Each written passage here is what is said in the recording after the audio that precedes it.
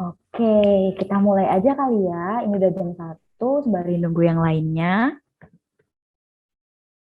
Sebentar. Oke.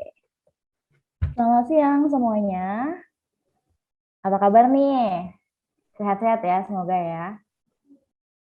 Nah, selamat datang di webinar Garapin yang kali ini dengan judul Evolusi Digital untuk para Produsen nih. Nah, sebelumnya izinkan saya memperkenalkan diri. Saya Elizabeth selaku moderator yang akan memandu jalannya webinar ini nih dari awal sampai pada akhirnya. Dan juga di sini saya juga akan memperkenalkan pembicara kece kita nih hari ini, yang tentu juga udah berpengalaman ya di bidangnya. Yang pertama ada Bapak Iwan selaku founder dari Garapin, dan juga kedua ada Kak Sania nih sebagai digital marketer di Garapin. Nah, lalu sebelum kita masuk ke semua rangkaian acara kita pada sore siang hari ini, saya mau jelasin nih ada beberapa hal yang akan saya jelaskan di sini. Yang pertama, jika nanti sembari materi dijalankan, Bapak Ibu ada pertanyaan mengenai materi atau mengenai Garapin, bisa silahkan ditanyakan di kolom chat, yang nanti akan saya bacakan ketika sudah masuk sesi tanya jawab ya.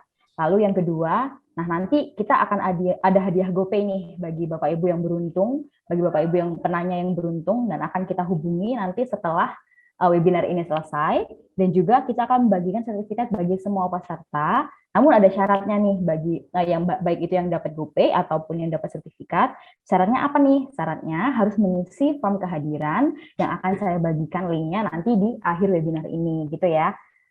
Untuk rules-nya, apakah sudah paham semuanya? Bapak Ibu silahkan dituliskan di kolom chat jika ada pertanyaan dan ada pertanyaan hal lain yang akan ditanyakan sebelum kita memulai webinar kali ini. Oke, sudah paham.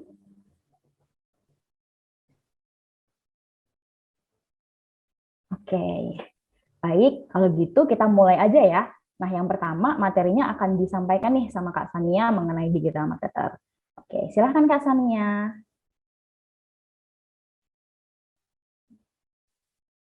Oke, tes, tes. Suara saya jelas ya? Oh, jelas banget nih Kak Sania nih suaranya. Oke. Oke, selamat siang.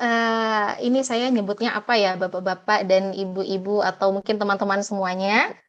Perkenalkan sebelumnya nama saya Sania. Saya dari digital marketingnya Garapin. Dan di sini izinkan saya untuk mungkin lebih ke sharing ya, lebih berbagi tentang apa yang saya ketahui gitu mengenai topik kita pada hari ini yaitu evolusi digital untuk produsen. Oke, ini saya izin share screen ya. Boleh, silahkan Kak Sania. Oke.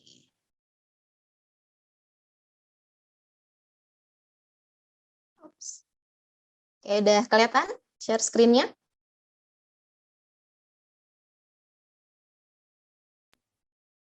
Belum sih Kak, di saya. Di saya. Oh, belum ya? Ini? Belum juga sih kalau di saya. Coba yang ini. Bentar. Belum Kak, belum belum. Belum, belum. Tuh. Oh, belum ya?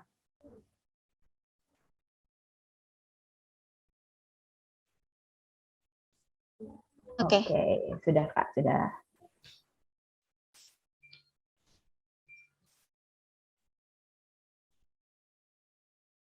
Oke, jadi topik kita pada hari ini adalah evolusi digital untuk para produsen. Nah, di sini sih saya berharap nanti kita bisa saling diskusi aja ya sebenarnya di sini. Mungkin kalau teman-teman nanti ada yang punya masukan ataupun mungkin punya pertanyaan, nanti bisa saja mungkin langsung diajukan gitu agar kita bisa langsung saling berdiskusi kayak gitu ya. Nah, pertama saya bakal membahas kenapa sih digitalisasi penting gitu. Nah, tentu kita semua sekarang udah sadar ya kalau perkembangan teknologi itu sedang gencar-gencarnya sekarang ini gitu. Jadi yang mana perkembangan teknologi ini itu udah merubah cara ataupun perilaku konsumen dalam berbelanja. Nah, hal inilah yang kita sebagai pemilik usaha ataupun sebagai produsen gitu ya harus aware terhadap hal-hal seperti ini gitu. Kalau sekarang itu eranya adalah udah era teknologi gitu kan. Orang-orang udah cenderung meninggalkan cara-cara yang konvensional seperti itu. Nah, jadi kita juga harus bisa mengupgrade nih usaha kita gitu kan. Kalau dari yang sebelumnya mungkin usaha kita hanya berbentuk toko saja gitu kan, toko yang secara fisik. Nah, mulai sekarang kita itu udah harus mulai untuk membuat toko yang secara online, toko yang bisa diakses secara digital seperti itu. Nah, digitalisasi ini sendiri itu tentu memiliki beberapa kelebihan dibandingkan dengan cara-cara yang konvensional. Yang pertama itu usaha kita nantinya akan lebih mudah diakses oleh orang-orang gitu kan. Orang-orang yang sebelumnya mungkin harus pergi ke toko A, pergi ke toko B. Nah, itu sekarang kan udah nggak perlu lagi kan kita effort atau usaha untuk berangkat ke sana ke sini gitu kan. Nah, sekarang itu jadi lebih mudah gitu kan. Kita tinggal buka HP, terus buka aplikasi, terus orang-orang bisa ngunjungin toko kita, orang-orang bisa ngunjungin usaha kita kayak gitu. Nah, selain itu juga dengan digitalisasi kita itu juga lebih mudah terhubung dengan konsumen gitu.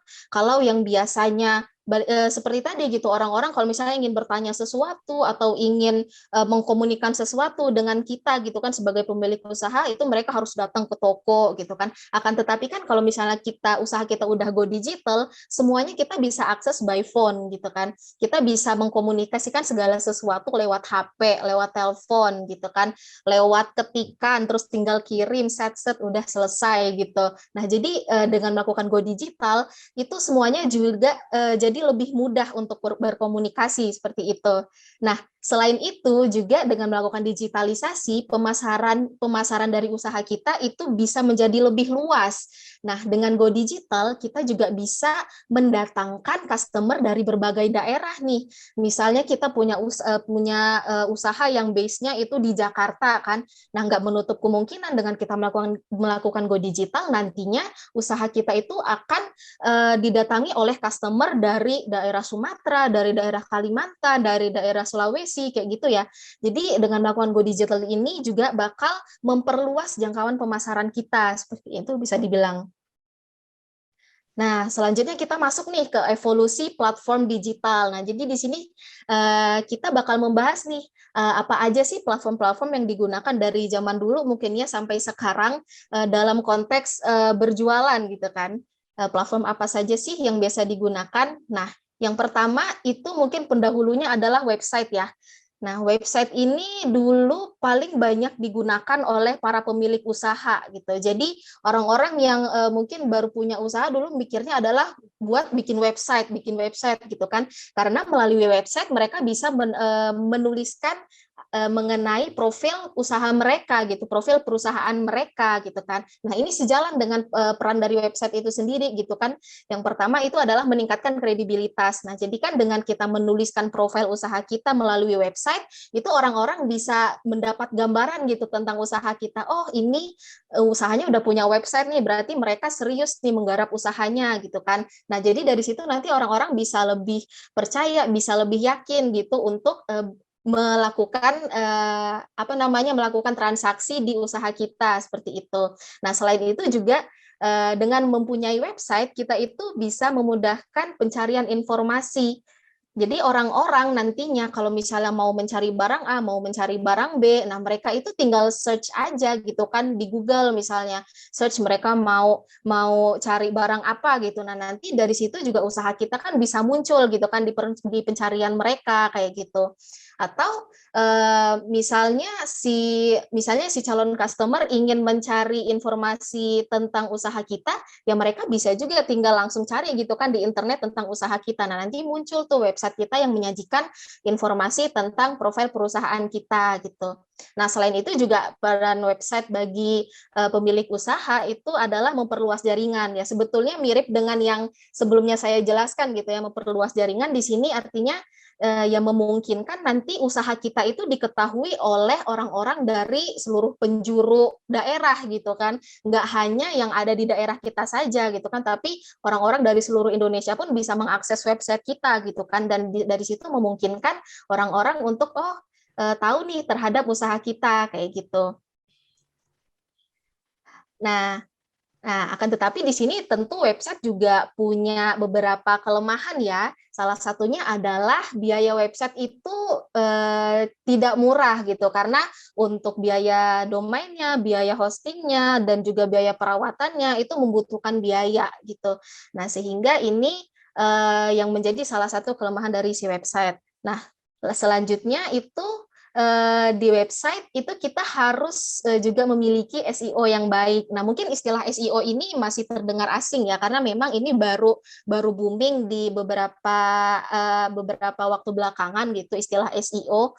Nah, jadi kalau misalnya kita tidak memiliki SEO yang baik, pelanggan itu akan tetap sulit menemukan website kita gitu loh. Jadi SEO ini mungkin sederhananya adalah seperti kata kunci yang relevan dengan usaha yang kita miliki gitu. Nah, kalau misalnya di website kita tidak bisa nih untuk menampilkan kata-kata kunci yang mungkin biasanya orang-orang cari.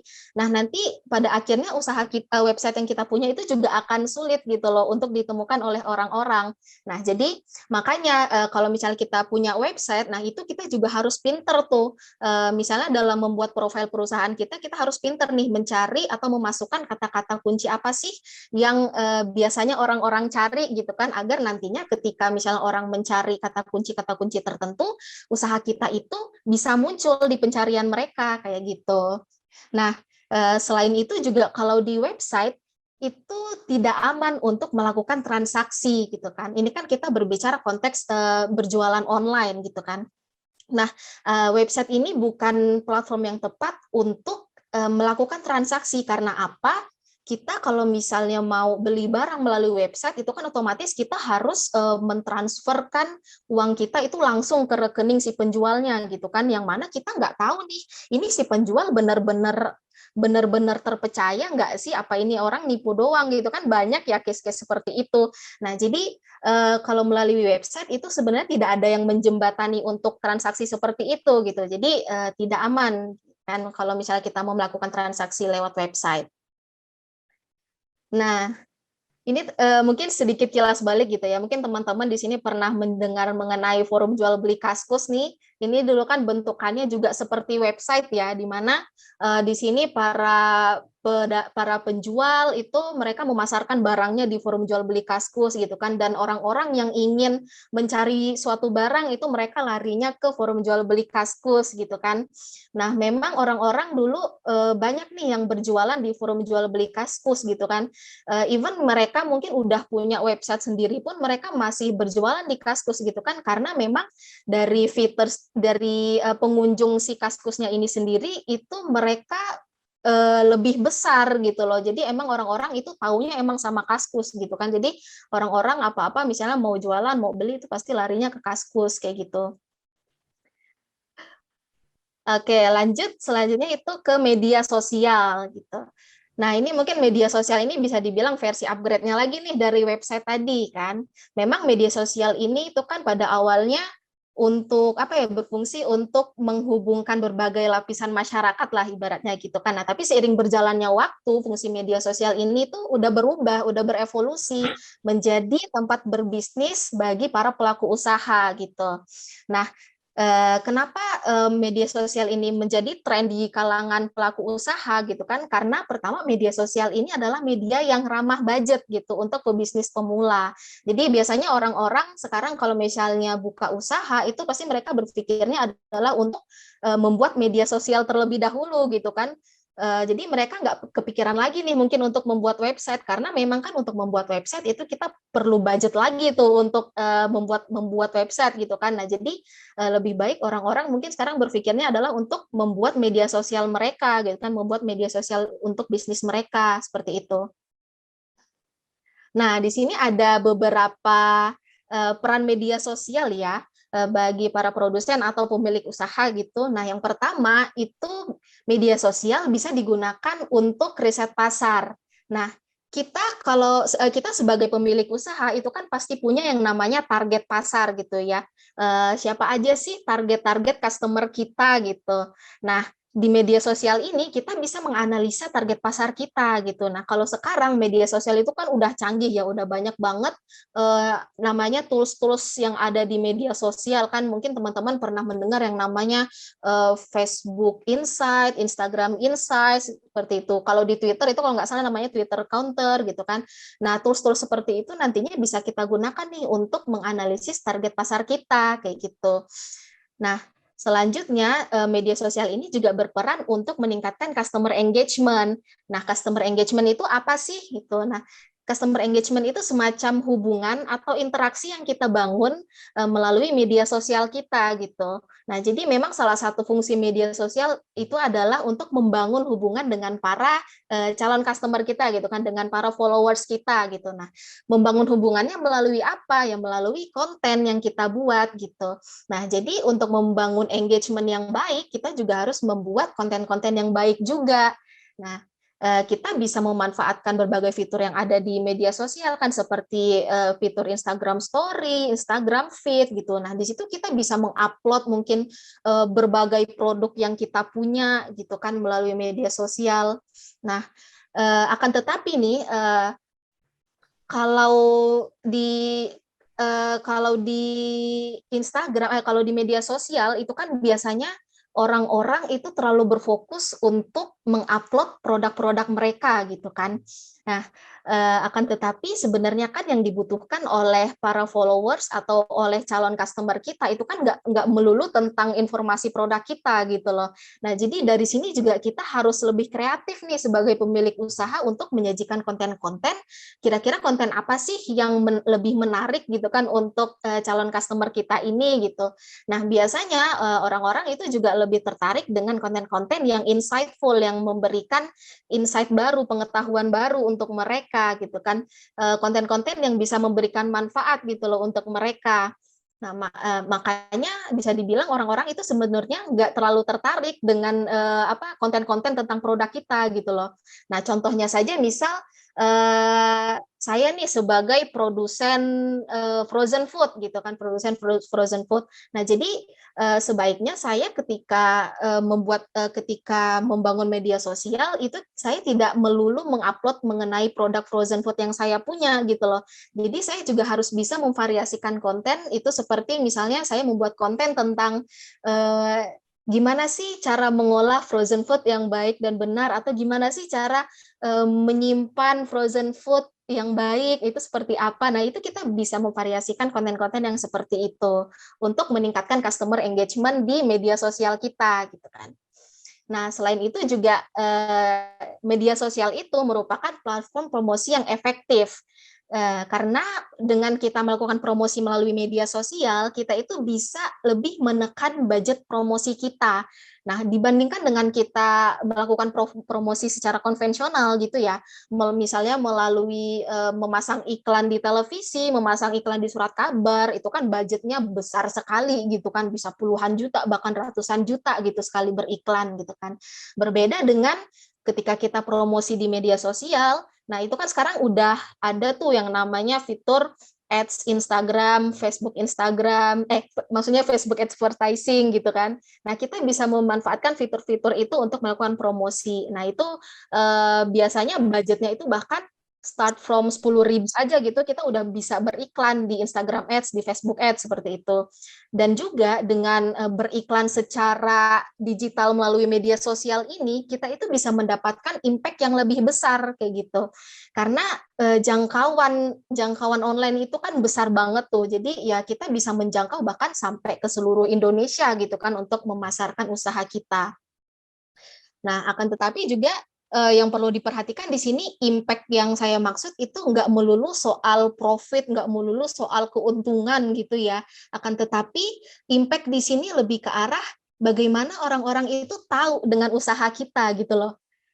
Nah, kan ini nih yang sulit nih. Misalnya kita baru membangun usaha, gimana sih caranya orang-orang bisa tahu gitu kan dengan usaha kita. Nah, salah satu yang bisa kita lakukan adalah dengan melakukan promosi melalui ads di media sosial tadi gitu loh. Nantinya kalau misalnya kita melakukan promosi di media sosial ini juga apa ya, bisa memungkinkan untuk orang lain itu merekomendasikan usaha kita juga gitu ke orang lain. Contohnya nih misalnya saya nih baru melihat iklan tentang makanan frozen food tadi di Instagram gitu kan. Akan tetapi memang pada saat itu saya sebenarnya tidak membutuhkan itu frozen food gitu kan. Nah, tapi kan misalnya di suatu waktu ada teman saya nih yang sedang mencari frozen food gitu kan. Nah, kan dari situ saya karena sudah melihat iklan yang ada di Instagram tadi, itu saya udah tahu nih, oh ini ada toko nih yang menjual frozen food gitu kan. Nah, kan dari situ nanti saya bisa merekomendasikan nih ke teman saya kalau oh ini nih ada frozen food nih di Instagram tadi saya lihat gitu. Dari situ kan usaha kita juga bisa jadi dikenal ya oleh banyak orang gitu loh, dari mulut ke mulut seperti itu. Oke. Nah, ini tadi tujuan pemasaran melalui media sosial itu ya adalah untuk meningkatkan brand awareness gitu, pengetahuan orang-orang tentang produk kita, tentang merek yang kita punya gitu. Orang-orang jadi tahu nih kita jualan apa, orang-orang jadi tahu nih produk apa aja yang kita jual. Nah, itu yang dinamakan brand awareness ya. Meskipun memang belum sampai ke tahap orang-orang itu membeli produk kita. Nah, selanjutnya itu adalah untuk memberikan akses informasi yang fleksibel. Itu kan orang-orang ya ibaratnya ya hampir mirip dengan si website tadi gitu kan, orang-orang bisa mengakses media sosial kita itu di waktu kapan saja dan dari mana saja gitu kan. Dibandingkan misalnya kita cuma punya toko fisik yang misalnya punya jam operasional dari jam 7 sampai jam 4 doang gitu kan. Itu kan berarti orang-orang bisa mengunjungi usaha kita ya di jam segitu aja gitu kan. Berbeda kalau misalnya kita punya media sosial gitu kan, orang-orang bisa melihat nih media sosial kita kan di waktu kapan saja dan dari mana saja kayak gitu. Nah, selain itu di media sosial kita juga bisa menciptakan yang namanya networking gitu. Kita bisa menjalin hubungan dengan siapa saja gitu. Dan nggak menutup kemungkinan kita di media sosial juga bisa bertemu gitu. Mungkin dengan calon-calon investor yang mungkin bisa tertarik dengan usaha yang kita punya dan pada akhirnya kan mereka memberikan modal gitu ke kita gitu kan. Nah, jadi memang di sini kita sebagai para produsen itu memang harus harus pintar juga ya untuk membangun networking melalui media sosial kayak gitu. Nah, selanjutnya adalah oke, ini tadi ya. Jadi kesimpulannya adalah media sosial itu adalah platform yang tepat untuk melakukan branding, akan tetapi media sosial ini sebenarnya bukan platform yang tepat untuk melakukan transaksi. Itu. Karena apa? Karena media sosial itu tidak menyediakan fasilitas untuk keamanan transaksi gitu. Nah, saya itu sering menemukan orang-orang yang melakukan transaksi melalui Instagram ya misalnya. Nah, jadi orang-orang itu kayaknya secara gampang aja gitu loh mereka ngetransfer sejumlah uang kepada penjual gitu kan. Padahal kan kita nggak bisa make sure, nggak bisa secara pasti gitu kan apakah ini penjual itu benar-benar terpercaya, benar-benar trusted kan kita nggak bisa menjamin gitu. Nah, jadi dari sini saya bilang makanya media sosial itu bukan platform yang tepat digunakan untuk melakukan transaksi kayak gitu. Nah, kayak langsung lanjut kita masuk ke eranya marketplace gitu. Nah, sekarang marketplace itu beberapa tahun terakhir memang sedang booming-boomingnya ya. Dan juga mungkin para pemilik usaha itu sekarang kayaknya berlomba-lomba untuk bikin marketplace gitu. Nah, sebenarnya apa sih itu marketplace? Nah, marketplace itu adalah platform yang menjadi perantara nih antara penjual dan pembeli di internet. Nah, biasanya marketplace ini berbentuk sebuah aplikasi gitu ya, yang mana itu bisa diakses melalui HP kita, melalui laptop dan lain sebagainya. Dan marketplace ini mereka itu biasanya berperan sebagai pihak ketiga di dalam sebuah transaksi yang mana mereka itu menyediakan tempat untuk pemilik usaha itu berjualan dan juga mereka menyediakan fasilitas pembayaran. Nah, di sini udah upgrade nih versinya dari media sosial tadi nih. Kalau yang media sosial tadi kan belum aman nih untuk bertransaksi kan. Nah, kalau melalui marketplace itu kita udah aman untuk melakukan transaksi seperti itu. Nah, apa sih yang bisa kita lakukan di marketplace itu? Yang pertama kita bisa membuat profil usaha gitu kan. kita bisa menampilkan deskripsi singkat mengenai usaha yang kita punya gitu. Terus di sana juga kita bisa menceritakan nih produk apa sih yang kita buat di usaha kita ini gitu kan. Kalau di marketplace kan biasanya ada tuh deskripsi-deskripsi usaha gitu kan ya. Nah, selain itu juga kita di sana bisa mengupload banyak produk nih, bisa mengupload banyak produk beserta dengan deskripsinya dan dengan harga-harganya gitu kan. Jadi nanti orang-orang tinggal tinggal apa namanya tinggal milih nih barang apa sih yang mereka mau, terus mereka tinggal beli gitu kan. Nah, yang terakhir itu adalah dapat melakukan transaksi gitu. Nah, memang marketplace ini adalah platform yang disediakan untuk penjual dan pembeli itu melakukan transaksi gitu ya, toko online lah. Ibaratnya toko yang selama ini kita tahu secara fisik, tapi sekarang udah berevolusi jadi sebuah marketplace atau toko online kayak gitu. Oke, nah di sini ada beberapa nih kelebihan dari marketplace. Nah, yang pertama itu menghemat biaya operasional tentu ya, karena kan kita sebenarnya dengan punya toko online itu sebenarnya nggak perlu lagi sih untuk punya toko yang secara fisik gitu kan, karena untuk dari biaya sewanya aja udah mahal banget gitu kan, belum biaya biaya operasional yang dan lain sebagainya gitu. Nah, dengan memiliki toko online itu bisa menjadi salah satu cara kita untuk menghemat biaya pengeluaran kita seperti itu. Nah, selain itu juga di marketplace seperti yang saya bilang tadi difasilitasi nih untuk pembayaran dan juga pengirimannya, gitu kan. Jadi biasanya pihak-pihak marketplace itu mereka bekerja sama gitu kan dengan bank, dengan mungkin e-wallet, e-money gitu, dan juga dengan penyedia jasa pengiriman. Nah, itu biasanya mereka bekerja sama gitu. Nah, selain itu juga dari marketplace ini juga bisa membantu untuk pemasaran ya, karena si marketplace ini jadi pihak ibaratnya jadi pihak yang memasarkan produk-produk kita gitu loh. Jadi kan di aplikasi ini nantinya orang-orang kan bakal berdatangan nih mengunjungi aplikasi itu, dan dari situ mereka bisa melihat nih ada usaha kita di situ gitu kan. Nah, jadi dari situ pemasaran kita tuh juga kayak udah terbantu kayak gitu loh. Nah, selain itu juga di marketplace kita bisa membuat produk dan variasi produk gitu kan. Nah, misalnya saja contohnya saya itu sebagai produsen kaos nih, saya ingin membuat produk kaos. Nah, itu kan berarti kan saya nanti bisa tuh membuat produk namanya kaos. Nah, terus nanti di variasi produknya saya bisa bikin variasi seperti warnanya atau mungkin seperti ukurannya gitu kan. Oke, sebentar. Nah, akan tetapi kan ketika kita mungkin menjual produk kaos itu sebenarnya kan apa namanya? Itu tidak sesimpel itu ya, karena kan biasanya kita kalau misalnya membuat kaos itu ada elemen yang namanya desain kaos, terus juga mungkin panjang pendek lengannya, terus juga mungkin ukuran logonya dan lain sebagainya gitu kan. Nah, pertanyaan yang muncul adalah apakah kira-kira dengan kita membuat variasi produk di marketplace itu bakalan bakalan cocok gitu loh. Nah, Nah, jadi di sini muncul nih pertanyaan, apakah sebenarnya konsep marketplace itu cocok untuk para produsen gitu kan?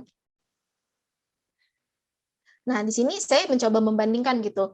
Kalau biasanya kan marketplace itu orang-orang yang berjualan di sana kan merupakan penjual yang menjual barang yang memang udah siap untuk dikirimkan gitu, barang yang udah jadi gitu kan, sehingga memang mereka itu cocok untuk menggunakan marketplace.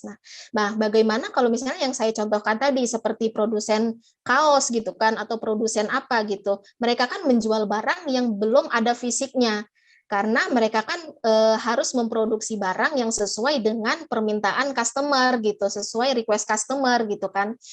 Nah, dari fitur variasi produk yang ada di marketplace tadi, apakah cocok untuk pesanan barang-barang custom gitu kan? Nah, dari sini bisa dilihat gitu kalau sebenarnya fitur variasi produk itu belum cukup untuk memfasilitasi pesanan custom bagi para produsen gitu, karena variasi produk ini sifatnya terbatas gitu kan. Seperti yang udah saya contohkan tadi gitu kan, mungkin kalau di variasi produk kita masih bisa gitu buat variasi warna seperti putih, hitam, merah dan lain sebagainya gitu kan. Dan juga mungkin kita masih bisa membuat variasi ukuran seperti S, M, L dan lain sebagainya. Akan tetapi kan kalau yang namanya pesanan pemesanan custom itu kan nggak sesimpel itu ya, lebih kompleks dari ini gitu. Nah, seperti yang saya bilang tadi, bisa saja ada nanti ada customer yang memesan logonya pengen sebesar apa, atau desainnya pengen seperti apa, terus juga lengannya nanti seperti apa, panjangnya mau panjang, mau pendek, terus juga bahannya seperti apa gitu kan. Nah, itu kan banyak sekali ya sebenarnya request-request dari para customer gitu loh. Nah, jadi apa sih platform yang paling tepat digunakan oleh para produsen dan bagaimana sih caranya produsen bisa melakukan digitalisasi atau melakukan go digital gitu ya. Nah, penjelasan selanjutnya itu akan disampaikan oleh Pak Iwan. Oke, sekian dari saya, terima kasih. Oke, terima kasih banyak Kak Sania buat pemaparan materinya. Sangat menarik ya Bapak Ibu semuanya.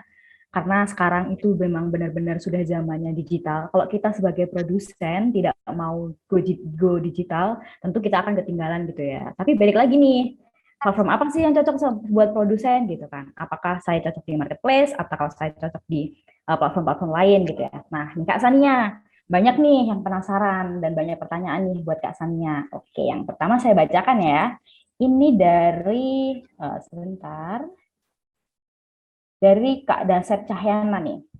Pertanyaannya, ketika netizen Indonesia mempunyai share of voice yang cukup besar dalam dunia digital, bahkan di dunia internasional, bagaimana suatu brand atau produsen dapat menggunakan share atau power tersebut dalam kampanyenya nih? Terus apakah dapat melakukan campaign melalui Garapin, Kak? Gitu kan. Lalu, jika UMKM ingin bergabung ke Garapin, syarat dan ketentuannya apa saja sih, Kak? Terima kasih.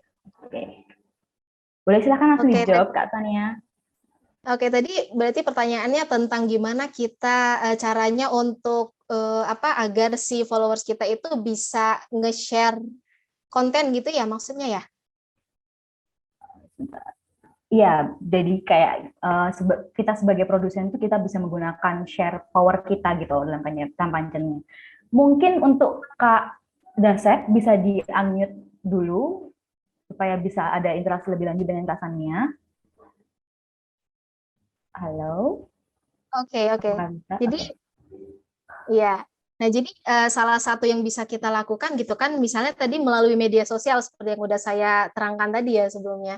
Nah, jadi kita bisa nih membuat konten-konten yang memang menarik, yang memang memberikan insight baru kepada orang-orang, yang mana nantinya orang-orang itu bakal apa ya tertarik gitu loh untuk nge-share konten kita ke orang lain gitu loh, karena mereka merasa kalau konten kita ini bermanfaat, tentu mereka juga ingin membagikannya ke orang lain gitu kan. Nah, di situ itu salah satu cara yang bisa kita gunakan untuk agar si usaha yang kita miliki ini bisa di-share gitu oleh orang lain. Nah, itu salah satu caranya. Nah, Terus kalau untuk misalnya, gimana?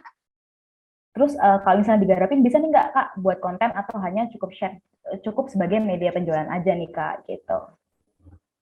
Oke, kalau di Garapin sendiri kita memang belum sebetulnya belum ada gitu ya untuk istilahnya seperti campaign-campaign seperti itu, akan tetapi di sini bagi usaha-usaha yang baru masuk gitu kan, atau usaha-usaha yang ingin join sebagai mitra gitu, mereka nantinya akan mendapatkan highlight gitu loh ketika ada di aplikasi kita gitu kan. Jadi secara nggak langsung nanti orang-orang yang mengunjungi aplikasi Garapin, mereka bisa langsung tahu nih, oh ada usaha ini nih di aplikasi Garapin gitu kan. Nah, sebetulnya ini nanti pembahasannya lebih ke arah Pak Iwan sih ya, belum masuk ke bagian saya gitu. Jadi mungkin nanti selanjutnya bisa lebih diterangkan lebih lanjut sama Pak Iwan aja ya, kalau yang berhubungan dengan aplikasi Garapin gitu. Oke. Sorry ya Mbak. Oke, lalu ada pertanyaan lagi nih dari Kak Susi ya, dari Karawang, wah jauh sekali ya. Nah, bagaimana meningkatkan numbers dari awareness ke konversi to action nih Kak dengan digital marketing melalui platform Garapin bagi produsen atau bagi brand yang baru saja diluncurkan untuk dibangunnya branding tersebut Kak, gitu pertanyaannya. Oke, jadi tadi gimana cara mengkonversikan brand awareness ke Action dengan action digital ya, marketing ya. dengan digital marketing.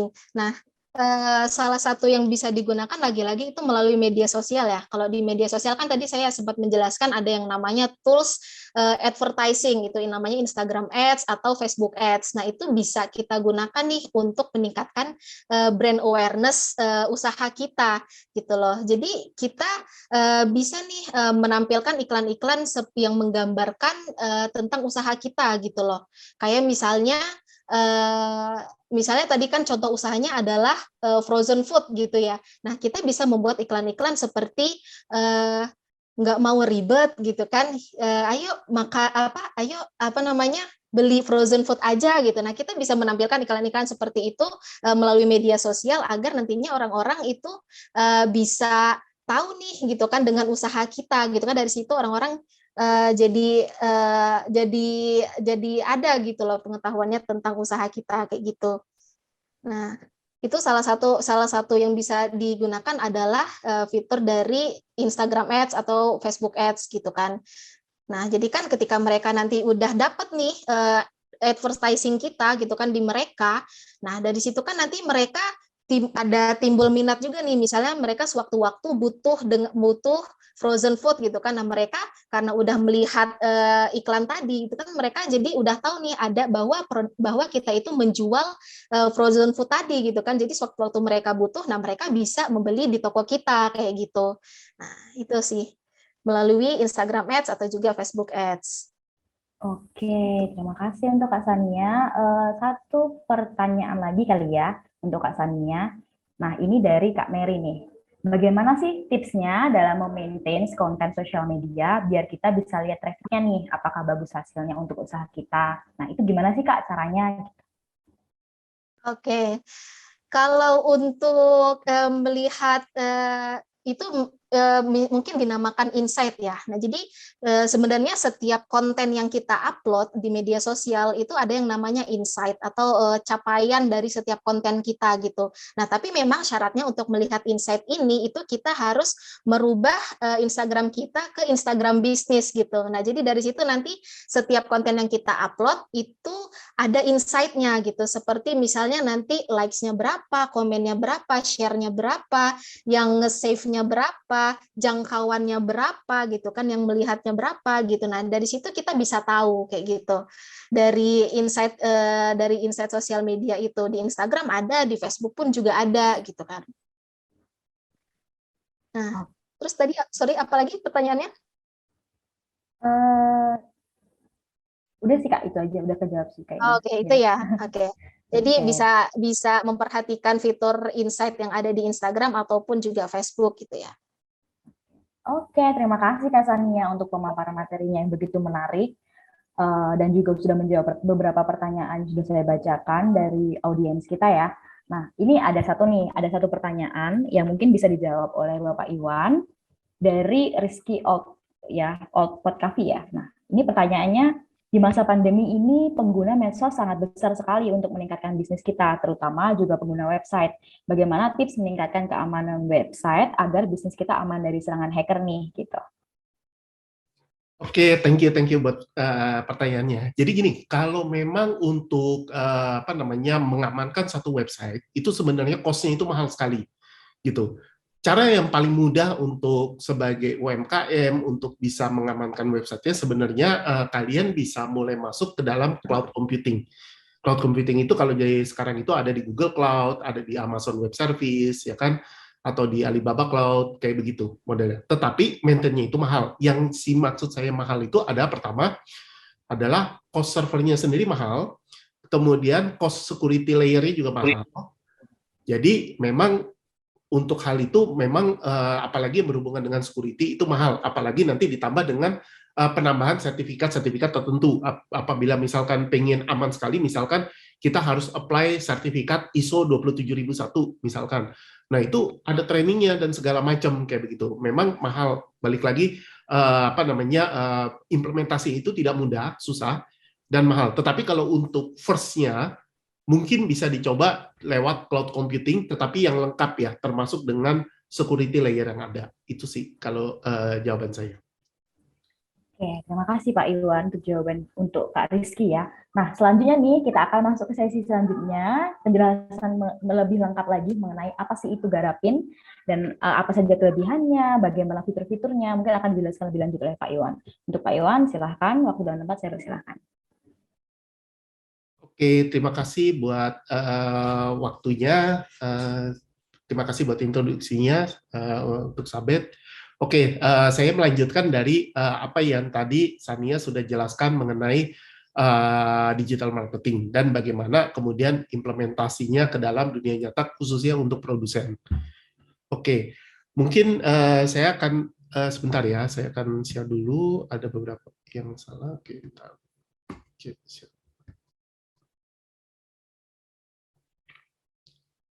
Oke, sudah bisa terlihat layar saya full screen? Sudah Pak, sudah. Sudah ya, oke. Ya. Oke. Jadi perkenalkan, nama saya Iwan. Izinkan saya ingin memperkenalkan Garapin, yaitu adalah sebuah aplikasi yang membantu produsen untuk mencari customer yang ingin memproduksi barang. Jadi saya mulai dari tahun 2012 waktu lalu, di mana eranya e-commerce, aplikasi e-commerce atau marketplace itu mulai pelan-pelan mulai naik. Itu di zaman tahun 2012, yaitu pada saat toko hijau keluar, yaitu kemudian toko biru, dilanjutkan dengan toko merah, dan toko sekarang sampai toko oranye lah, yang kita semua tahu. Nah, di masa seperti itu kemudian era e-commerce itu nge-boom banget, di mana itu adalah suatu aplikasi digital atau platform, yaitu gabungan antara aplikasi dengan web, ya. Itu kemudian itu memudahkan untuk para konsumer mendapatkan barang secara instan. Jadi kuncinya pada saat itu visinya tuh adalah bagaimana untuk mendapatkan barang secara instan langsung kayak gitu. Nah, yang terjadi adalah semua orang harus mengikuti gitu loh, bagaimana proses dari e-commerce itu bekerja. Nah, yang terjadi adalah pada saat proses e-commerce itu bekerja, itu hampir semua lini bisnis itu harus mengikuti bagaimana e-commerce itu bekerja gitu loh. Jadi pertama yang dimaksud dengan e-commerce itu bekerja bagaimana sih? Misalkan adalah contohnya barang yang terjual itu harus instan. Berarti barangnya udah siap, udah jadi kayak gitu loh. Karena orang ingin segera langsung menjual barangnya gitu loh. Nah, itu yang membuat menjadi e-commerce itu suatu tempat untuk mendapatkan barang secara instan, sehingga mereduksi dari bisnis-bisnis lain yang ada. Ya kan? Contohnya apa? Bisnis produsen. Produsen itu adalah bukan penyedia barang instan sebenarnya. Produsen itu adalah kekuatannya adalah memproduksi barang sesuai dengan permintaan customer. Itu adalah inti atau core bisnis dari seorang produsen, sebenarnya begitu. Dia memproduksi barang, makanya kalau dia memproduksi barang, membutuhkan waktu untuk memproduksi. Nah, di 2020 itu kita mempunyai ide, ya kan? Ide kita muncul dari kesulitan yang dihadapi oleh produsen. Karena dengan adanya marketplace, yang terjadi adalah keinginan customer untuk mendapatkan barang instan. Yang terjadi adalah di market itu dibanjiri oleh barang-barang yang sudah jadi. Lebih diperparah lagi, barang-barang import lagi dari luar negeri gitu loh maksudnya. Dan itu akan sangat mereduksi semua produsen. Bagaimana cara produsen bertahan? Nggak bisa, karena memang konsepnya beda. Produsen ini barangnya belum jadi, ya kan? Kemudian dia membantu untuk membuatkan produk untuk pembeli atau untuk customer gitu loh. Itu udah hal yang berbeda gitu loh. Jadi udah pasti kalah. Nah, sebenarnya teknisnya itu bukan kalah sebutannya, tetapi platformnya memang tidak sesuai. Bayangkan platform untuk barang instan dipaksa untuk orang yang produsen, itu nggak nyambung gitu loh. Oleh karena itu di 2020 kami memiliki suatu ide bagaimana memfasilitasi para produsen ini untuk masuk ke dalam dunia digital dan bisa bersaing dengan industri usaha perdagangan kayak begitu. Kita saja industrinya saya sudah beda. Satu kita industri untuk pembuatan barang, satu industri perdagangan. Itu dua hal yang berbeda. Sedangkan kalau sebagai produsen itu masalahnya jauh lebih banyak gitu loh kan. Dia harus pertama memproduksi barang, kemudian harus ada marketing juga, harus pusing tentang bahan baku, banyak sekali gitu. Nah, kita itu akhirnya digarapin, kita memformulasikan ada 3 problem utama yang dihadapi oleh produsen gitu. Salah satunya adalah akses permodalan untuk produksi, itu kemudian adalah akses terhadap bahan baku, kemudian jaringan penjualan dan pesanan yang berkelanjutan. Jadi itu adalah 3 hal utama yang sedang kita bantu digarapin begitu. Oke, sebentar ya, saya ada sedikit salah. Oke, itu udah kelihatan share saya? Udah, Pak. Oke, next-nya adalah kita ingin digest atau kita ingin mengenalkan apa sih yang customer inginkan dalam memproduksi barang. Oke, customer itu dalam memproduksi barang selama yang kita pelajari, mereka tuh butuh 4 hal, yaitu satu, pertama adalah barang harus sesuai dengan apa yang dipesan, mulai dari bentuknya, kemudian spesifikasinya, ukurannya, segala macam itu mesti sesuai dengan apa yang dipesan. Kedua, customer itu menginginkan komunikasi lancar dan jelas. Ingat, balik lagi, ini adalah bukan produk barang jadi, di mana kalau produk barang jadi itu gampang banget. Customer cuma tinggal minta, saya mau minta beli TV merek Sony tipe ABC. Pasti barangnya sama, mau dimanapun si penjualnya. Tetapi, kalau untuk produsen kan berbeda ya. Itu kalau tukang jahit, antara tukang jahitan 1 dengan tukang jahitan 2, pasti berbeda hasilnya. Oleh karena itu, komunikasi itu mesti jelas. Dan karena komunikasi ini berhubungan dengan barang apa yang ingin diproduksi. Itu. Yang ketiga adalah tepat waktu. Customer itu dalam membeli produk, dikarenakan customer ini sudah terbiasa penjualan barang, pembelian barang secara instan. Kemudian yang berikutnya adalah dia ingin mendapatkan barang secara minimal tepat waktu, walaupun tidak instan. Jadi kalau pamannya dijanjikan 7 hari, ya 7 hari kelar kayak gitu loh. Yang keempat adalah customer ini menginginkan kualitas sesuai dengan kesepakatan, tentu saja gitu loh. Jadi apa yang dia pesan itu harus sesuai dengan kesepakatan yang sudah dibuat di awal oleh customer dan produsen gitu. Oke, next-nya adalah ini adalah 2 contoh mengenai barang yang sesuai dan tidak sesuai dengan permintaan customer. Perbedaannya di mana sih? Jadi ini saya ngambil contoh ada 2 orang, satu Andi, satu Ibu Santi. Andi ini ada seorang mahasiswa yang belum pernah memproduksi barang sebelumnya. Sedangkan Ibu Santi adalah seorang pengusaha brand yang sudah pernah, yang sudah sering bahkan melakukan produksi barang. Perbedaannya di mana sih? Ternyata pada saat mereka memesan barang, Andi ini tidak sesuai dengan permintaannya, sedangkan Ibu Santi ini sesuai. Gimana sih perbedaannya? Kita menemukan 2. Satu adalah pada saat Andi mencari produsen, itu adalah kurangnya rekomendasi produsen yang baik, karena dia direkomendasikan oleh temannya. Sedangkan Ibu Santi ini karena orang yang sudah berpengalaman, mungkin dia sudah mencoba 2 atau 3 atau bahkan 10 produsen, dia tahu produsen mana yang bagus. Bahkan pertama kali dia datang ke dalam ke seorang produsen atau ke sebuah produsen, dia datang, baru ngomong mungkin baru 5 menit, mungkin dia sudah tahu bahwa produsen ini pasti bisa membuat barang sesuai dengan keinginannya dia. Karena apa? Karena Ibu Santi ini sudah berpengalaman. Kedua adalah informasi yang tidak akurat. Namanya juga orang belum pernah memproduksi barang ya. Dia juga nggak tahu informasi apa yang dibutuhkan oleh produsen ini. Makanya pada saat dia memberikan sesuatu, informasi itu mungkin nggak lengkap gitu loh. Dan mungkin produsen juga, kita tahu persis bahwa produsen itu sibuk banget. Ya kan? Dia sibuk banget, sehingga untuk menyampaikan informasi yang dibutuhkan kadang-kadang juga nggak lengkap gitu ya yang diperlukan oleh produsen ini. Jadi karena Andi ini tidak berpengalaman. Jadi dia waktu ngasih informasi juga tidak lengkap. Beda dengan Ibu Santi. Ibu Santi ini udah pengalaman banget. Begitu dia ngomong sama produsen, dia akan keluarin list.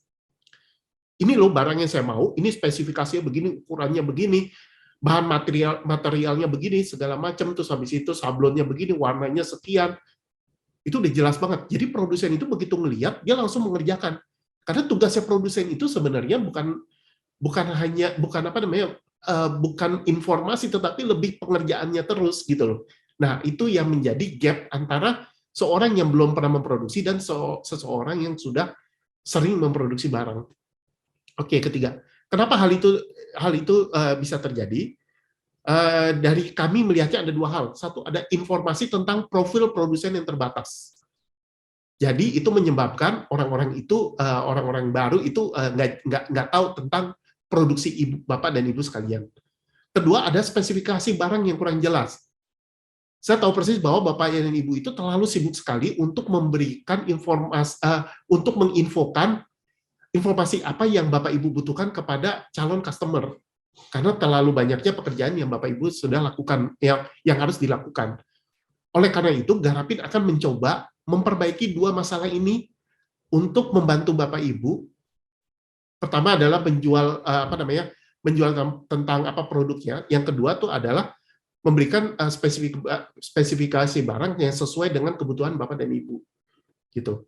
Oke, solusi pertama adalah customer ini bisa melihat informasi profil produsen. Mulai banyaknya produksi yang digunakan, ketepatan waktu dalam pengerjaan, review dari customer, itu bisa dilihat. Itu bisa membantu produksi Bapak dan Ibu, ya kita sebutnya pabrik Bapak dan Ibu, untuk sebagai digital marketing yang tadi pernah disebutin oleh Sania. Jadi kalau pamernya tadi Sania itu menyebutkan bahwa Bapak Ibu itu sebaiknya memperkenalkan produknya itu kepada kepada sosial media, advertising dan segala macam. Itu hanya bagian kecilnya saja. Itu seperti kayak baru window shopping-nya saja. Tetapi yang benar-benar tahu atau benar-benar lihat itu ada di aplikasi Garapin. Di mana di aplikasi Garapin itu bisa ditampilkan informasi seperti banyaknya produk yang sudah dikerjakan, ketepatannya bagaimana, reviewnya bagaimana, produknya apa saja. Itu langsung yang tadi ada pertanyaannya yang tadi menanyakan bagus sekali adalah bagaimana merubah call to action-nya itu dari suatu yang dilihat kemudian jadi bentuk yang nyata. Call to action-nya apa? Yaitu adalah ini, memberikan informasi yang lengkap kepada customer yang kemudian beralih kepada transaksi kayak gitu. Oke, solusi kedua untuk mempermudah informasi ini semua yang didapatkan oleh produsen. Oke, untuk mendapatkan ini semua, produsen itu harus memberikan informasi kepada customer mengenai material atau aset-aset apa saja yang dibutuhkan untuk memproduksi suatu barang. Oleh karena itu, Garapin mempunyai template produk yang bisa membantu produsen itu dalam memproduksi suatu barang. Kemudian saya akan jelaskan sedikit banget tentang template produk yang ada di Garapin apa sih. Kita ambil contoh bahwa saat ini ada produsen produsen kaos, ingin menjual produksi kaosnya. Sebagai produsen itu, yang informasi apa sih yang dibutuhkan kalau seseorang customer ya ingin membeli produk ini, ingin memproduksi ya produk ini. Pertama pasti bahan bakunya apa sih? Cotton combat berapa sih? Ya kan? Kedua adalah misalkan ukurannya berapa sih? Kemudian perlu ada sablon nggak sih? Sablonnya gambarnya apa sih? Terus kemudian lengan panjang atau lengan pendek. Ini cuma contoh sesederhana itu. Tetapi dalam untuk membuat satu kaos diperlukan informasi seperti itu. Jadi si produsen ini tidak perlu bolak-balik kasih tahu, oh kamu perlu ini, kamu perlu ini, kamu perlu ini. Ya itu kalau satu customer ya. Kalau mungkin kalau udah 100 customer setiap kali ngomongin begitu juga capek juga ya. Oleh karena itu Garapin ini menyiapkan template produk. Jadi si produsen itu tidak perlu berulang-ulang kali menjelaskan. Yang penting isi saja keperluan yang ada, informasi yang diperlukan oleh produsen kayak gitu. Cukup isi saja gitu loh. Nanti produsen akan melihat, akan mereview dan kemudian mengerjakan. Oke. Berikutnya adalah bagaimana sih cara produsen menentukan harga? Ini balik lagi seperti yang tadi kita bilang, bahwa produsen itu berbeda banget dengan marketplace. Cara produsen menentukan harga itu juga berbeda banget sama pedagang yang menjualkan barang jadinya. Ini kita sudah duduk di dua hal yang berbeda sebenarnya. Cara produsen menentukan harga itu adalah setelah, sebenarnya normalnya adalah setelah produk sampel itu udah disetujuin oleh customer, sebenarnya gitu. Nah, marketplace kan nggak bisa begitu ya. Karena marketplace itu kan dirancang untuk penjualan barang jadi langsung. Jadi barangnya itu sudah harga barangnya itu sudah disepakati di awal. Sedangkan kalau produsen nggak bisa. Kalau di konvensional bagaimana sih? Pertama ada pertemuan fisik, terus habis itu ngobrol-ngobrol, tanya tentang barangnya, gimana barangnya, ada ada pengecekan bahan baku segala macam, ya kan? Ya itu terjadi nanti komunikasinya lama, tidak efektif, diskusinya panjang, ya kan? Terus habis itu ada pertemuan fisik, mesti datang ke pabriknya segala macam, begitu udah panjang lebar dan segala macam, nggak jadi, gitu ya kan? Cuma tanya harga doang, atau ada sesuatu materi yang memang ada satu hal yang memang tidak sesuai, gitu loh. Itu kan buang-buang waktu banget ya, capek banget sebagai produsen, gitu loh. Nah, Garapin ini adalah aplikasi yang dirancang untuk produsen. Jadi kita tidak menempatkan harga di awal, tapi kita memberi gambaran kira-kira harganya itu rentang antara sekian sampai sekian untuk satu produk. Contoh misalkan untuk sablon kaos kira-kira dari sekian sampai sekian, karena pasti kan tergantung yang namanya bahan baku, tergantung ukuran dan tergantung dari sablonnya seperti apa, gitu loh. Dan di Garapin juga menyediakan fitur diskusi untuk setiap produknya untuk memastikan pesanan sesuai dengan kebutuhan. Nah, inilah yang sering terjadinya miskomunikasi pada saat diskusi. Kebanyakan saat ini karena marketplace ya kan menyediakan fitur chatting, dan kemudian produsen berpikir, aduh, saya perlu masuk ke dunia digital nih, mau nggak mau, karena semua orang, tetangga saya, teman saya, semua udah masuk ke digital, pada kaya-kaya mereka gitu ya kan. Saya usaha produsen udah masuk lah. Itu sebenarnya langkahnya salah banget. Karena sebenarnya produk kamu itu nggak cocok sebenarnya. Karena kan yang kamu jual adalah produksinya, proses produksinya, bukan barang jadinya. Kalau kamu jual barang jadi, udah salah dulu. Kenapa? Karena nggak mungkin bisa bertarung dengan barang-barang yang datang dari luar negeri gitu loh. Harganya ya udah nggak bakal masuk gitu loh. Itu jadi memang pertarungannya berbeda, tempatnya berbeda gitu loh. Nah, kemudian karena dipaksakan, kemudian jadilah miskomunikasi. Nah, miskomunikasi ini bagaimana? Miskomunikasi ini adalah mengenai masalah diskusi yang tidak jelas gitu loh. Ya kan? Misalkan contoh misalkan ada satu orang memproduksi, satu customer memproduksi dua barang satu sama barang dua, satu barang kaos, satu barang jaket, ya kan? Barang kaos ini misalkan dia lagi ngomong tentang barang kaos, kemudian di sini sedang ngomong tentang barang jaket. Perbedaannya adalah dengan WhatsApp adalah kalau di WhatsApp itu semua kan dijadiin satu ya. Kalau ini kan beda room kan.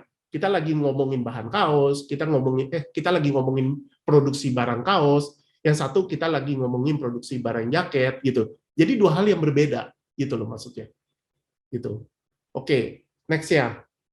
Terus kemudian berikutnya adalah waktu pengerjaan yang tidak selesai. Kenapa sih bisa waktu pengerjaannya itu tidak sesuai dengan permintaan dari customer? Problemnya sih sebenarnya adalah manajemen pesanan yang tidak sesuai.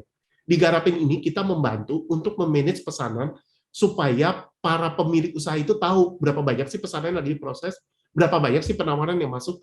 Kalau pesanan yang diproses saja belum dikirim, jangan terima dulu, karena memang masih banyak pesanan yang masih ngegantung gitu. Apalagi di situ kita bisa lihat gitu berapa lama prosesnya berakhir gitu loh. Dan di Garapin juga salah satunya yang kita berikan adalah fasilitas untuk antar jemput barang yang sudah jadi. Jadi kita sudah mempersiapkan barang-barang apa saja ya, kurir-kurir apa saja bisa membantu Bapak Ibu dalam mengirimkan barangnya setelah jadi.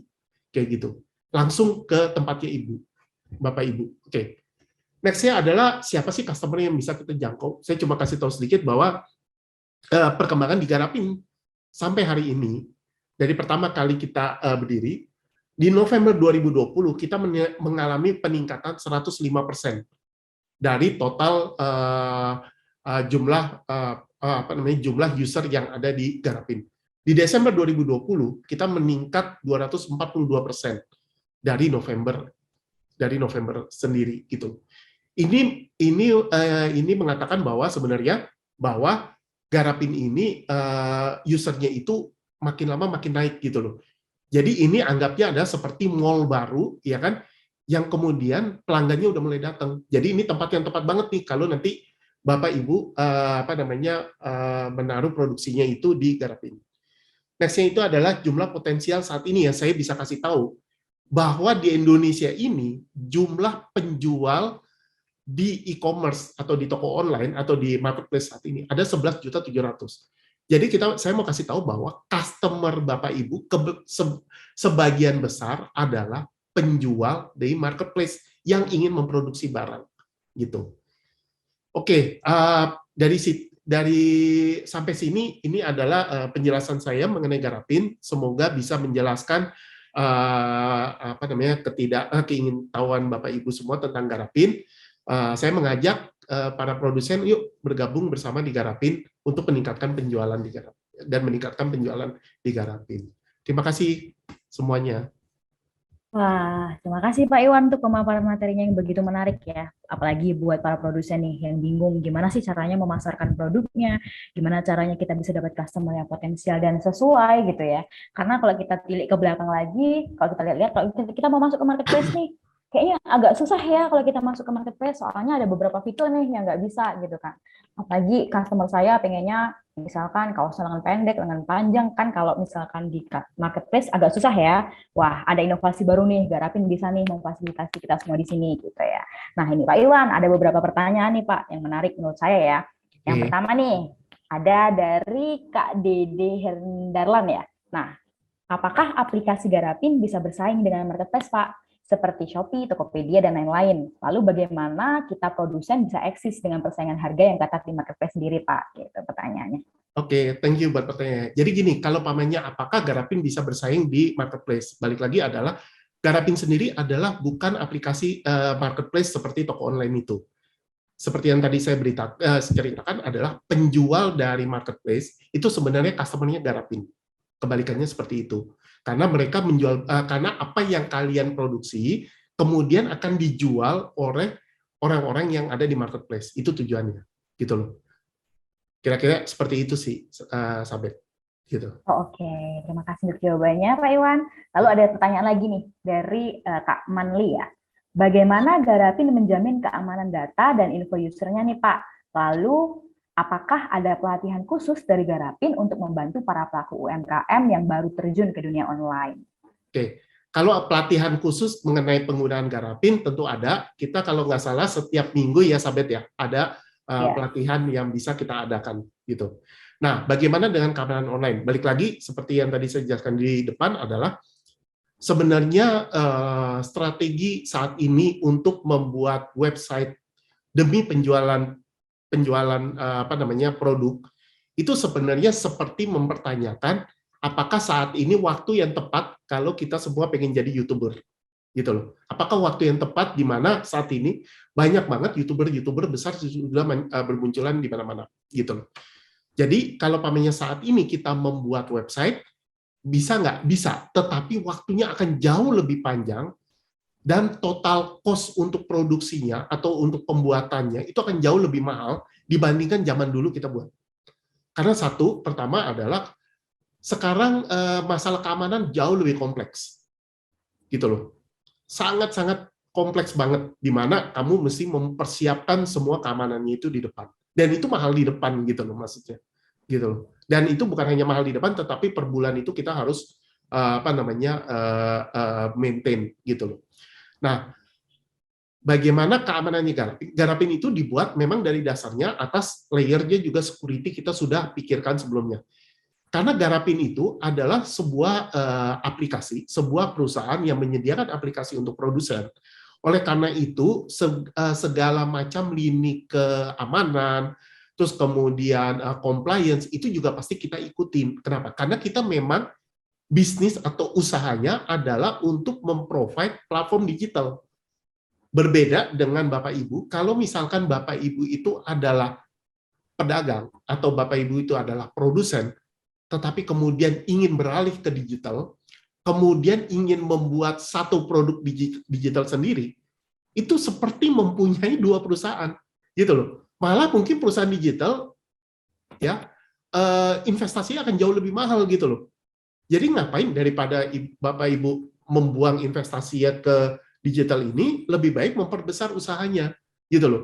Jadi kalau dulu yang pernah saya lakukan, hitung-hitungannya itu nggak pernah masuk gitu. Apabila punya suatu usaha yang udah tepat, terus habis itu membuat satu lini bisnis baru untuk menjadi digital, kemudian harus bikin satu departemen baru atau satu perusahaan baru, itu nggak bakal masuk gitu loh.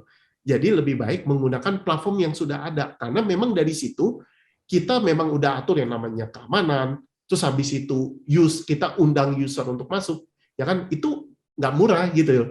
Ya kan, user akuisisi itu nggak bakal murah, dan maintenance itu nggak murah, kayak gitu loh. Jadi Garapin sendiri dibangun atas dasar memang keamanan yang dari awal kita memang siapkan. Jadi masalah keamanan data, firewall, dan segala macam, kita siapkan dari awal. Kayak gitu, Sabit. Oke, terima kasih untuk jawabannya, Pak. Lalu ada pertanyaan lagi nih. Kalau cara kerja dari Garapin sendiri itu gimana ya, Pak? Apakah cuma untuk pengusaha besar atau UMKM yang merintis juga bisa bergabung nih? Oke, Garapin itu dari awal waktu kita bangun adalah menyasar ke produk IMKM, industri mikro, kecil, dan menengah. Kita tidak bicara industri besar yang contohnya kayak Astra yang masuk, enggak gitu loh. Kita enggak. Kita mulai masuk dari industri mikro, kecil, dan menengah. Jadi sebutannya bukan UMKM ya, karena kalau di mata kita UMKM itu adalah seperti usaha trading atau perdagangan. Sedangkan ini usaha industri gitu, IMKM. Jadi kalau Bapak Ibu punya industri atau produsen awal, ya kan, baru punya mesin, misalkan mesin packaging atau apapun, pengen mulai usaha, itu adalah Garapin adalah tempat yang cocok untuk Ibu untuk memulai. Karena kita juga lagi growing juga, user kita juga lagi growing, Ibu juga baru mulai, Bapak Ibu juga baru mulai, baru masuk, kita bisa saling sama-sama support untuk itu. Gitu, Sabit. Oke, terima kasih, Pak. Nah, Ya. ini mungkin ada satu pertanyaan lagi ya. Ya. Ada beberapa pertanyaan yang sama, mungkin bakal saya rangkum aja jadi satu, supaya bisa terjawab semuanya ya. Nah, ini apakah di Garapin ada template tawar-menawar harga antara customer dan produsen? Lalu untuk kanal pembayarannya itu seperti apa sih, Pak? Menggunakan apa gitu ya?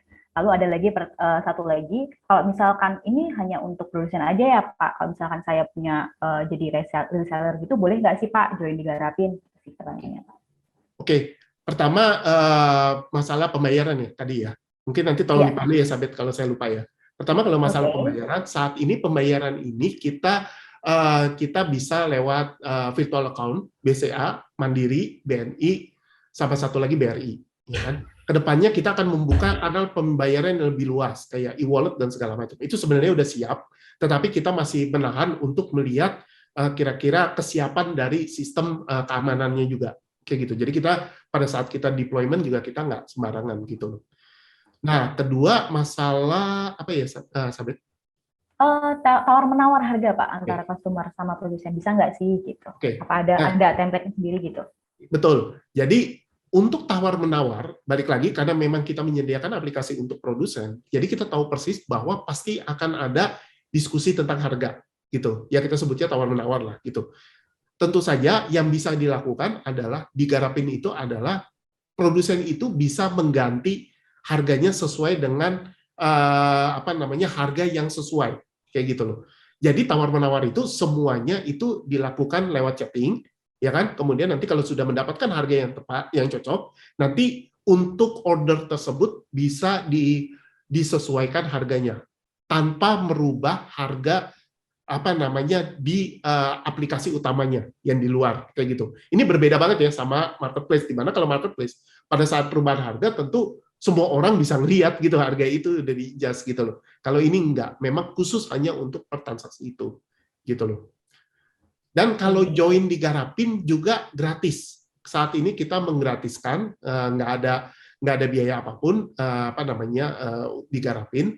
Tetapi nanti akan ada biaya yang disebut dengan biaya token pada saat pengerjaan. Contoh kalau Bapak Ibu memproduksi satu barang lamanya 10 hari, ya itu diharuskan untuk membeli token selama 10 hari. Satu hari token itu Rp1.000. Jadi kalau 10 hari berarti Rp10.000. Tetapi nggak usah khawatir bahwa nanti untuk di awal ini kita akan memberikan token gratis ya. Banyak kok token gratis yang kita berikan. Benar ya, Sabet ya?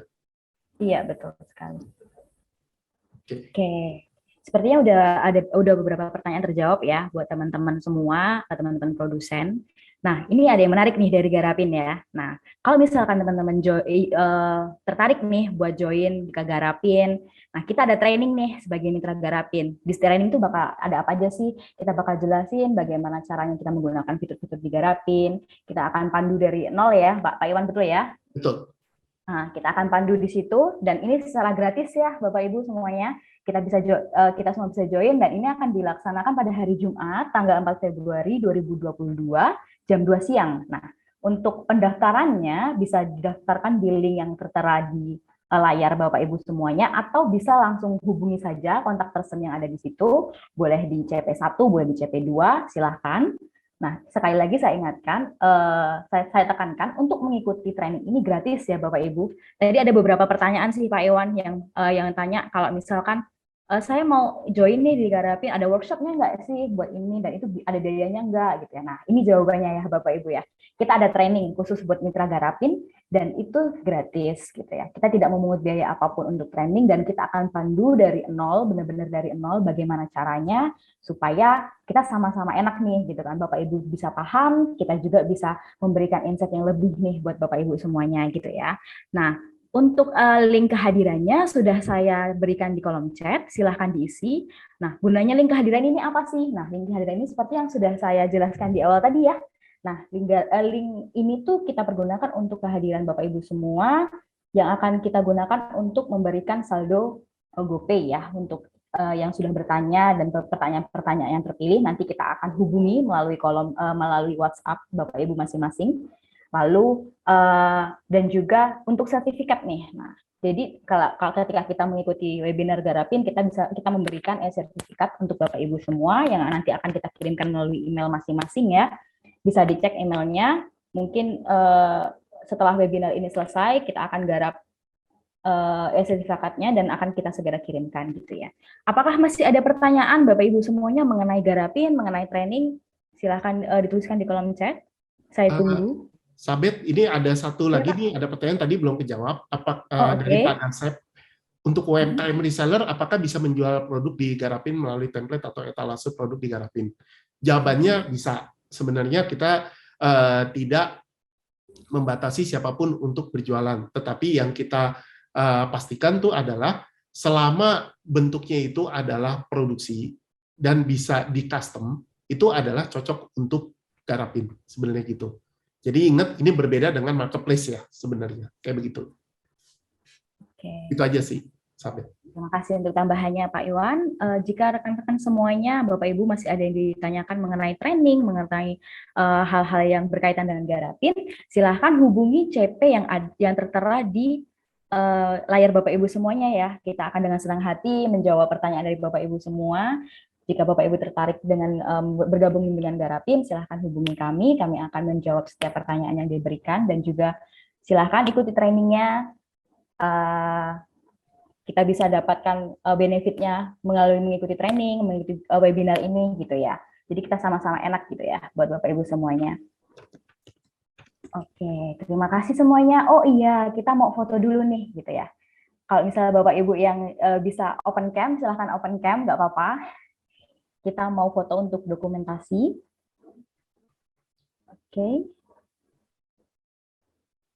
Oke. Mungkin bisa sih Kak Sania sekarang aja nggak apa-apa. Oke, silahkan dibuka open cam Bapak Ibu semuanya yang bisa open cam, yang tidak terkendala sinyal dan lain-lain ya. Oke, saya screenshot ya. Oke. Oke, sebentar. 1, 2, 3. Oke, sekali lagi mungkin 1, 2, 3. Oke. Oke, sudah Kak Sabet. Oke, informasi tambahan nih buat teman-teman yang mau lihat lagi Garapin seperti apa, gimana lebih lanjutnya, bisa banget lihat di konten YouTube kita. Udah ada beberapa konten yang menjelaskan Garapin itu seperti apa, dan juga bisa cek di Instagram kita ya semuanya. Facebook juga ada, Facebook page kita Garapin gitu aja. Silahkan dicari Garapin gitu. Kalau di Instagramnya garap_in, bisa dilihat beberapa konten kita gitu ya. Oke, terima kasih untuk semuanya. Sepertinya saya akhiri sampai sini saja ya, gitu ya. Untuk waktunya terima kasih. Jika ada salah kata saya mohon maaf. Untuk semuanya terima kasih banyak. Selamat Terima kasih. siang. Stay Selamat safe siang. semuanya. Sukses Terima selalu. kasih semuanya.